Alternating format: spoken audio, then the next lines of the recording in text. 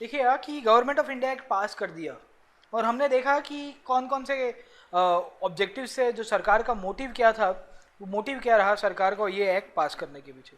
अब हमको देखना है कि डिड द कांग्रेस एक्सेप्टेड और ऑब्जेक्टेड और रिजेक्टेड दिस थिंग। ओके, तो what was the Congress reaction to this act? Congress का क्या जवाब रहा है जब ये government of India act pass कर दिया जाता है? ओके, तो यहाँ पे तुरंत ही आपको देखने को मिलता है कि कांग्रेस की मेजॉरिटी लीडरशिप थी, वो लोग बोलते हैं कि हम लोग ये जो गवर्नमेंट ऑफ इंडिया एक सरकार ने पास किया है उसको रिजेक्ट करते हैं and we are demanding the formation of constituent assembly. आप तुरंत का तुरंत अभी संविधान सभा की स्थापना कर दो और उसी के बाद हम लोग बात करेंगे, उसके सिवा हम लोग को आपके साथ बात करनी नहीं है। अब यहाँ पे फिर से गवर्नमेंट ऑफ इंडिया ग्रुप को लेके भी यहाँ पे आपको देखने को मिलता है कि एक और ग्रुप कांग्रेस के अंदर उभर के आएगा। ये ग्रुप का मानना था, ओके, ये भुलाभाई देसाई जैसे लोग थे, इनका मानना ये था कि हम लोग काउंसिल्स के अंदर घुस के वहाँ पे जो डेडलॉक क्रिएट कर पाते हैं तो आप लोग मान जाओ, ये ज़्यादा अच्छा रहेगा। सेकेंडली हमको ये भी देखना है कि आपके यहाँ पे जो गांधी जो थे उनकी क्या पोजीशन रही। Did Gandhi accepted? जैसे हमने देखा ना, स्वराजेश प्रोग्राम को गांधी ने एक्सेप्ट किया था कि नहीं किया था, या इसको किया था या कौन से टाइम के ऊपर किया था? Okay, so as usual Gandhi initially oppose the office acceptance. Gandhi ने बोलना था या गांधी का मानना ये था कि आप लोग एक साइड के ऊपर पावर के ऊपर चले गए तो पावर आपको करप्ट कर सकेगा, आपकी पूरी पूरी शक्यता है। ओके, लेटर ऑन उनको परस्यू किया जाता है और गांधी एक्सेप्ट कर देते हैं कि कोई बात नहीं, चलो I am trying to give a trial, कि बोले एक बार चलो एक बार लोग मौका कर सकते हैं। अब यहाँ से ही ये पूरा का पूरा जो गवर्नमेंट ऑफ इंडिया एक्ट के तहत जो ऑफिस एक्सेप्टेंस का प्रोग्राम था, वो कांग्रेस के दो सेशन, एक तो लखनऊ सेशन 1936 और दूसरा एक सेशन हुआ था फैजपुर के अंदर, उसके अंदर ये पूरा का पूरा एक्सेप्ट हो जाता है और वहाँ पे कोई कंफ्यूजन नहीं रहता कि कांग्रेस को गवर्नमेंट ऑफ इंडिया एक्सेप्ट करना चाहिए कि नहीं करना चाहिए।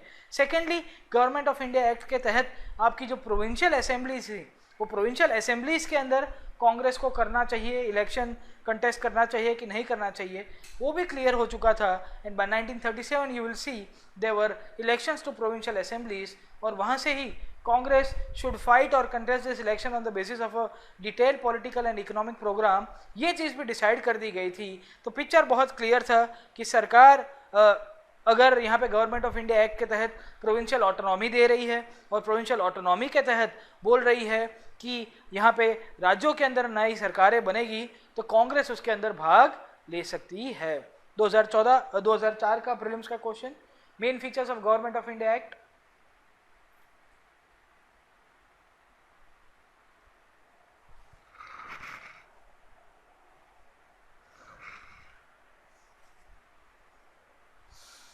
Consider the following statement. Some of the main features of Government of India Act 1935 were the abolition of diarchy in governance provinces, power of governors to veto legislative action and to legislate on their own, abolition of the principle of communal representation. Which of the following statement is or are correct? The most right possible alternative is 1 and 2. वो क्यों हो रहा है हम लोग देख लेते हैं। The correct answer is B. पहला है abolition of diarchy in governance provinces। ये था कि नहीं था? आपकी जितने भी प्रोविंशियल जो भी असेंबलीज हुआ करती थी वहाँ पे डायरकी हटा दी गई, और डायरकी कहाँ ली देगी? आपकी सेंटर के अंदर, आपकी फेडरल के अंदर। तो फेडरल के अंदर आपकी डायरकी लाएगी, स्टेट्स के अंदर से अबॉलिश की गई। This statement is right. Secondly, the powers of the governors to veto legislative action and to legislate on their own, this was continued. ये तो कंटिन्यू रहा ही है। गवर्नर और गवर्नर जनरल के पास फाइनल तो वीटो तो हुआ ही करता था ना, कि V for visa, V for veto power. तो ये विक्ट्री है, वीज़ा पावर है, वीटो पावर, जो भी आप मानोगे, ये visa power, veto power, victory power governors के पास पहले से ही रहा है। तो वो चाहे कोई भी एक्ट मेजोरिटी आप पढ़ोगे उसके अंदर ये वीटो पावर तो था ही। Abolition of principle of communal representation कभी अबॉलिश किया इन्होंने? Throughout the course of British Indian history कभी नहीं किया। 1947 के बाद जब भारत आज़ाद होता है ना, उसके बाद हम लोग ये कम्युनल रिप्रेजेंटेशन के प्रिंसिपल को अबॉलिश करेंगे। And you will C which of the following statement is correct. तो थर्ड वाला करेक्ट हो, गलत हो जाता है, तो सी और डी निकल जाएगा। आपका बेस्ट आंसर रहेगा वो है बी, 1 and 2। इसके लिए हम लोग बोल रहे हैं 1 and 2 is the right answer. अब देखिए यार कि फरवरी 1937 के अंदर, 1937 के अंदर इलेक्शंस होते हैं, और ये इलेक्शंस कौन से बेसिस के ऊपर हुए थे? Government of India act 1935 provincial assembly या प्रोविंशियल ऑटोनॉमी। प्रोविंशियल ऑटोनॉमी के तहत यहाँ पे इलेक्शंस होते हैं, और वही इलेक्शंस के अंदर कांग्रेस करीबन 716 सीटें जीत जाती है। टोटल 1161 सीट के अंदर अलग अलग राज्यों के अंदर लड़ती है, और वहाँ से ही आपको देखने को मिलता है कि Bengal, Assam, Punjab, Sindh and north west frontier को छोड़ के मेजॉरिटी ऑफ द स्टेट्स जो इंडिया के अंदर थे वहाँ पे अपनी सरकार बनाएगी। और इसी पीरियड को बोला जाता है 28 months of the Congress rule in provinces. ये फरवरी 1937 से इनका फरवरी 1937 से इनकी असेंबली के अंदर जो विक्ट्री होती है उसके बाद वहाँ पे अलग अलग राज्यों के अंदर सरकार बनाती है। The Congress ministries were formed in Bombay, Madras, CP, Orissa, United provinces, Bihar और लेटरन NWFP और असम के अंदर भी बना दी जाती है। And you will see that the Congress forms the ministry. और यहाँ से ही फरवरी 1937 से लेके सितंबर 1939 का जो पीरियड था वहाँ पे 28 महीनों तक कांग्रेस का अलग अलग राज्यों के अंदर अपना शासन चलता है। उसी मुद्दे को बोला जाता है 28 months of Congress rule in the provinces. हमको ये देखना है कि कांग्रेस की जो मिनिस्ट्रीज थी उन्होंने क्या क्या अच्छा काम किया है और कौन सा काम नहीं किया। तो work done by the Congress ministries during this 28 months time, कहाँ इन्होंने अच्छा काम किया है। सबसे पहला काम देख लेते हैं इन्होंने कहाँ अच्छा किया, वो है लॉ एंड ऑर्डर की ऊपर वहाँ पे बहुत सारे रिफॉर्म्स लाए गए। अब देखिएगा कि लॉ एंड ऑर्डर कैसा था इंडिया के अंदर। ब्रिटिश रोल पूरा का पूरा यहाँ पे शासन चलाया करते थे और इसी के दौरान आपको देखने को मिलेगा कि ज़्यादा इनकी चलती नहीं थी। But now first time the Congress ministries were in power, तो ये तुरंत ही यहाँ पे आपकी जो सिविल राइट्स थी, जो आपकी यहाँ पे बहुत सारे ऑर्गेनाइजेशंस के ऊपर आपने बैन लगा दिया था, उसको हटा देंगे। बोले नहीं ये तो राष्ट्रवादी ऑर्गेनाइजेशन है, इसके ऊपर बैन नहीं रख सकती कभी सरकार। सेकेंडली आपके प्रेस के ऊपर आपकी फ्री स्पीच और एक्सप्रेशन की जो बात हो रही है उसके ऊपर से भी रिस्ट्रिक्शन हटा दिए जाते हैं। You will also see that the police powers were curved and the CID उस टाइम के अंदर जो वो है ना कि दया कुछ तो गड़बड़ है वाली जो संस्था हुआ करती थी वो अच्छे खासे पॉलिटिशियंस को फॉलो कर रही थी, उनको शैडो कर रही थी, वो भी बंद हो जाता। अब देखिए कि पुलिस के अंदर, एडमिनिस्ट्रेशन के अंदर बहुत सारे पॉजिटिव चेंज देखने को मिले। क्यों? जैसे पुलिस का देख लीजिएगा कि पुलिस के साथ क्या हुआ कि जो लोग को ये कल तक जो इंसान को पीट रहा था, उसको मार रहा था, उसको दौड़ा रहा था, आज उसको उसका बॉस बन के आया है क्योंकि पॉलिटिशियन था, कांग्रेस के मिनिस्ट्री के अंदर पावर के अंदर आ गया, तो पुलिस वालों का जो मॉरल था वो थोड़ा बहुत डाउन होता है। बोले नहीं यार, ये आज नहीं तो कल हमारे सत्ता के ऊपर आ सकते हैं और हमको इनके साथ अच्छे से पेश आना पड़ेगा। ओके, सो पुलिस पावर्स वर कब, पुलिस के पावर जो कांग्रेस की सभ्यों की पहले जो पिटाई हुआ करती थी वो कांग्रेस नहीं करेगी। बोले हमारे लोग हैं, हमारे ही भाई बंधु है, उसको थोड़ा सुधारा जाए। पॉलिटिकल प्रिजनर्स को छोड़ा जाता है बहुत सारी जगहों के ऊपर, क्रांतिकारियों को भी छोड़ने की कोशिश की जा रही है कांग्रेस मिनिस्ट्रीज के द्वारा। तो जो भी पॉजिटिव काम हो सकता है अपने डोमेन के अंदर रह के वो सब काम इन्होंने करने की कोशिश की है। सेकेंड जो काम हो रहा था वो है आपके लेबर और एग्रेरियन सेक्टर्स के अंदर। यू विल सी कि एग्रेरियन इंडस्ट्री कैसी हुआ करती थी इंडिया के अंदर। एग्रीकल्चर के अंदर हमने क्या देखा पहले के क्लासेस में कि एग्रीकल्चर के तहत हमको जानने को मिलता है कि लैंड रेवेन्यू, लैंड रिफॉर्म्स के नाम के ऊपर कुछ नहीं था। यहाँ पे ये लोग कोई ना कोई चीज़ बना के यहाँ पे रेवेन्यू लगाया करते थे भारत के लोगों के ऊपर, भाई फलाना टैक्स, ये टैक्स, ढिमका टैक्स, फलाना रेवेन्यू ये देना पड़े। Okay, so all this things which were levied on by the Britishers on the Indian people, particularly the farmers, were revoked back, and you will see different laws which were passed by the Indian governments, by the Congress government based in different provinces, जो भारत के लोगों के लिए भला कर रही है। साथों साथ यहाँ पे दूसरा मुद्दा जो उभर के आ रहा था वो था लेबर का, और लेबर की जो स्ट्राइक्स होती रहती थी पहले के दौरान, अब तो कैसा हो गया है कि ये स्ट्राइक्स क्या पहले तो अंग्रेजों के विरुद्ध में हो रही थी, अब तो ऐसा है कि ये स्ट्राइक कौन कर रहा है कि भाई भारत के लोग भारत के विरोधी कर रहे हैं इनडायरेक्टली। तो ये स्ट्राइक को थोड़ा बहुत इन्होंने कम कराने की कोशिश की है।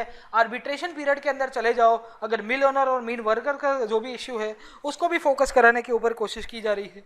बहुत बार ऐसा होता था कि यही कांग्रेस सरकार के ऊपर सबसे बड़ा जो लाछन लगाया जाता है वो है वही है कि आपने अपने लोगों को ही काफ़ी बार पिटवा दिया। Okay, so you will see when the strikes occurred the government और the ministries took the records to section 144 and arrested the leaders. तो बहुत बार ऐसा होता था कि हमारे लोगों को ये लोग अरेस्ट भी करा देते थे, बट इन्होंने बहुत पॉजिटिव काम कराने की भी कोशिश की थी। इकोनॉमी के अंदर बात कर दे तो इकोनॉमी के अंदर इन्होंने काफ़ी अच्छा काम किया है। इंडिजिनस एंटरप्राइजेस को है ना कि कम make in India, vibrant India. Okay, तो ये पूरा का पूरा make in Maharashtra, make in Telangana वाला जो प्रोसेस चल रहा था, तो इन्होंने इंडिजिनस एंटरप्राइजेस को फोकस किया, बोले आप यहाँ पे बनाइए, हम लोग यहाँ पे आपको सपोर्ट करेंगे। साथों साथ इसी दौरान आपको देखने को मिलता है कि 1938 के आसपास बाय 1938 नेशनल प्लानिंग कमेटी, जो later on post independence India के अंदर आपकी प्लानिंग कमीशन की जो स्थापना की जाती है, उसी का ही प्रिकर्सर था, उसकी शुरुआत की जाती है सुभाष बोस के अध्यक्षता के अंदर। ओके, सुभाष बोस जब कांग्रेस के अध्यक्ष होते हैं तब, और एनपीसी के प्रेसिडेंट हुआ करते थे, आपके जो चेयरपर्सन जो हुआ करते थे वो थे जवाहरलाल नेहरू। ओके, सो एक इंपॉर्टेंट नेगेटिव पॉइंट ये रहा मिनिस्ट्रीज को लेके कि इनके पास काम बहुत करना था, but they did not have financial resources, है ना, कि बोले भागी ना खींच, थोड़ी ना खींच, भूखो करी ना खींच, बट उसके लिए एनर्जी भी चाहिए आपको किसी को कुछ करने के लिए। तो यहाँ पे भी ये मिनिस्ट्रीज के साथ यही हो रहा था कि इनको काम बहुत करना था, बहुत ही पॉजिटिव आउटकम के साथ आगे बढ़ाना था, बट हुआ ये कि they were having very less resources, क्योंकि अंग्रेज इनको ज़्यादा रिसोर्सेज नहीं दे रहे थे।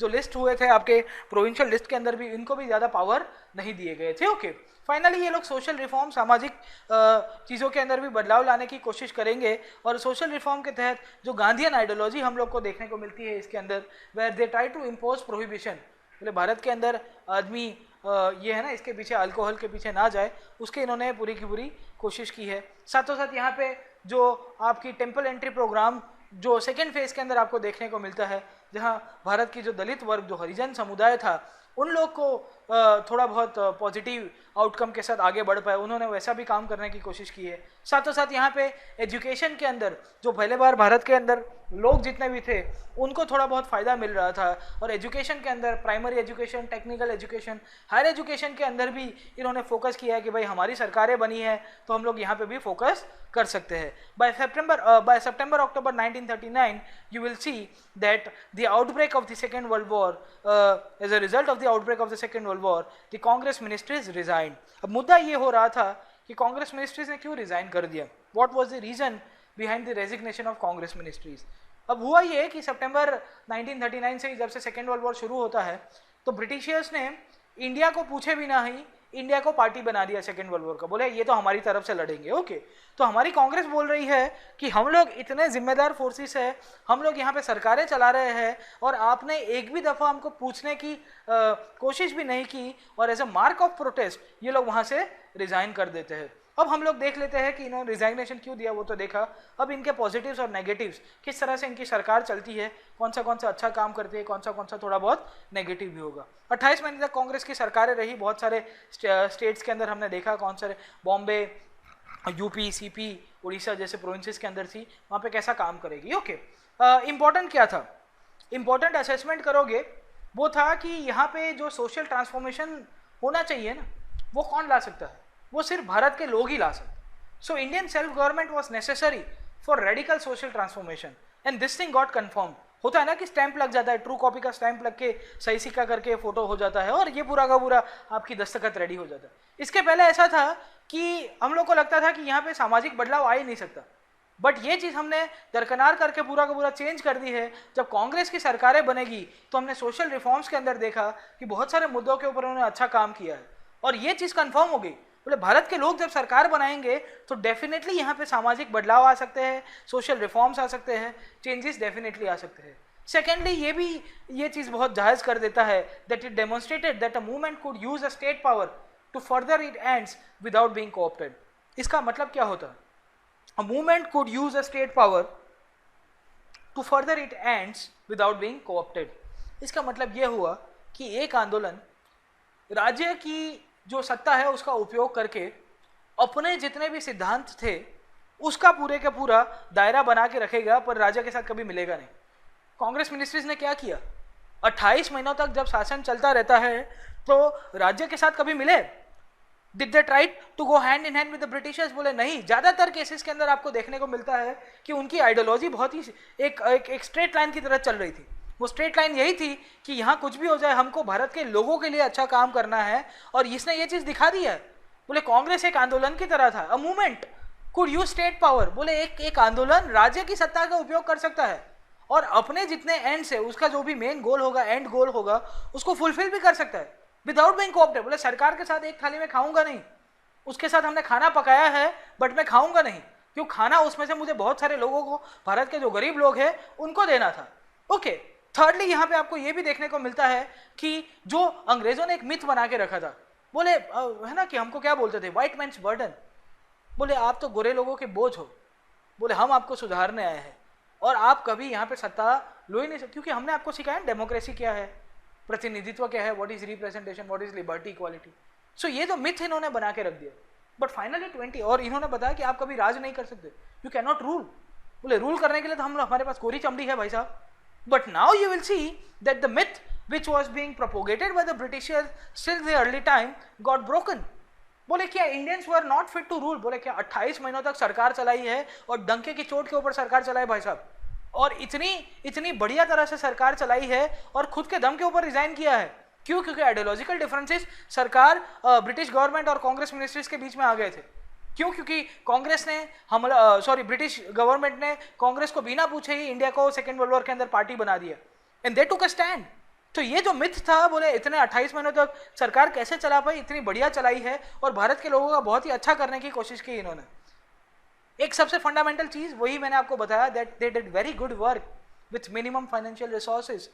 बोला पैसा नहीं था, बहुत पैसा नहीं था, मिनिमम रिसोर्सेज थे, बट उसमें से भी जुगाड़ करके भारत के लोगों का भला हो पाए और हम लोग किस तरह से ब्रिटिश रूल को वीक कर सके, इन्होंने अच्छा पूरा का पूरा जो पॉजिटिव पॉइंट के अंदर हम लोग देखने को मिलता है, assess the role of the 28 months of Congress rule, तो उसके अंदर आपको ये चारों की चारों चीज़ें समझ में आती रहती है। नेगेटिव क्या था? नेगेटिव सबसे फंडामेंटल एक ही था, बोले इंटरनल स्ट्राइफ इनके बीच में बहुत रहती थी, अपॉर्चुनिज्म भी थोड़ी बहुत थी। एक बार सत्ता आती है ना, मैंने बताया गांधी ने क्या बताया, पहले बताया कि पावर करप्ट्स, फिर बोलते हैं कि एब्सोल्यूट पावर करप्ट्स एब्सोल्यूटली। तो यहाँ थोड़ी बहुत सत्ता आ गई तो बहुत सारे लीडर्स एक दूसरे की वो थोड़ी खुफियापंथी के अंदर भी लगे पड़े थे और इसके कारण इनकी इंटरनल स्ट्राइफ थोड़ी बढ़ रही थी। बट वो इंटरनल स्ट्राइफ के अंदर भी आप याद रखेगा कि did not try to demoralise the 28 the Congress ministries particular.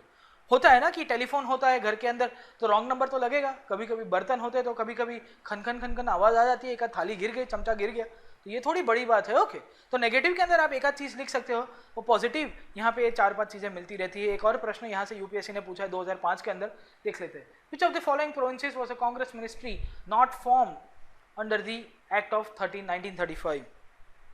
इनमें से कौन से, चलो बताइए बताइए। देखो मैंने आपको लिस्ट दिया था, अगर 4-5 स्लाइड पीछे जाओगे ना, बोलो बताओ, हो गया। देखो इस तरह के फैक्ट बेस्ड क्वेश्चन आते हैं, 2005 के अंदर पूछा था, तो आपको प्रोविंसेस के नाम भी याद रखने पड़ेंगे कि ये कौन से प्रोविंसेस के अंदर सरकार कांग्रेस ने बनाई थी कि नहीं बनाई। देखिए यहाँ कि पंजाब और नॉर्थ वेस्ट फ्रंटियर और बंगाल, 3 स्टेट ऐसे हैं ना जहाँ पे मुस्लिम मेजोरिटी बहुत थी। थोड़ा कब से चल रहा है ना मुस्लिम मेजोरिटी प्रोविंसेस, कहाँ बात किया था? 3 स्टेट्स के अंदर ही बात किया था जिन्ना ने, जब अपने 14 पॉइंट्स की मांग कर रहा था तब। तो यहाँ पे भी, यहाँ आपको पंजाब देखने को मिलता है, उड़ीसा, बिहार एंड मद्रास। यहाँ पे अगर आपको थोड़ा बहुत भी, अगर आप लिंक नहीं कर पा रहे हो तो भी आप समझ में आ रहा है कि पंजाब के अंदर मुस्लिम लीग बहुत स्ट्रांग थी। इसके लिए तो वो लोग अलग स्टेट, बोले according to their population size, बोले वहाँ के रिप्रेजेंटेशन कैसे होगा, बोले वहाँ की मुस्लिम मेजोरिटी जो पॉपुलेशन है उसके हिसाब से आपको सीट्स देनी पड़ेगी। सो इनडायरेक्टली अगर आपको थोड़ा बहुत हिंट चाहिए तो वहाँ से भी ले सकते हो।